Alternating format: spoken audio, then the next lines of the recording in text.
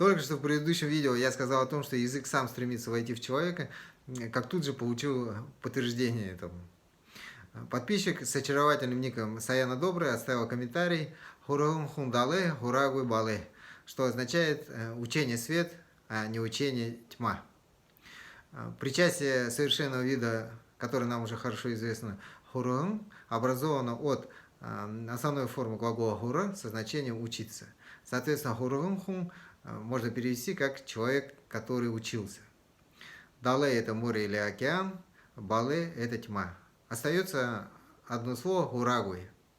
Судя по контексту поговорки, хурагуй – это противоположность причастия хурагум. Дело в том, что причастие совершенного вида не имеет формы отрицания, поэтому сказать хурагуй было бы неправильно. В свою очередь, хурагуй образованы путем присоединения частицы отрицания гуи к причастию, которое в грамматике называется причастием настоящего и прошедшего времени, но которое можно назвать причастием несовершенного вида хура.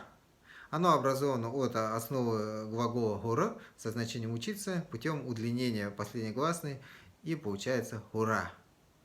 Оно передает признак предмета по совершаемому действию. Соответственно, в форме отрицания оно передает признак по отсутствию этого действия. То есть хурагуйхум – это человек, который не учился. Возьмем любой другой пример этой формы. Например, дамдин устыр ерегу хумбейны. То есть дамдин – это человек, который не пришел вчера. Убираем хумбейны и получаем дамдин устыр ерегу. То есть дамдин вчера не пришел. Теперь убираем частицу отрицания гуи и получаем дамдин устыр ере. То есть дамдин пришел вчера. Вот таким неочевидным образом, судя по всему, форма бурятского глагола прошедшего времени и произошла от причастия несовершенного вида.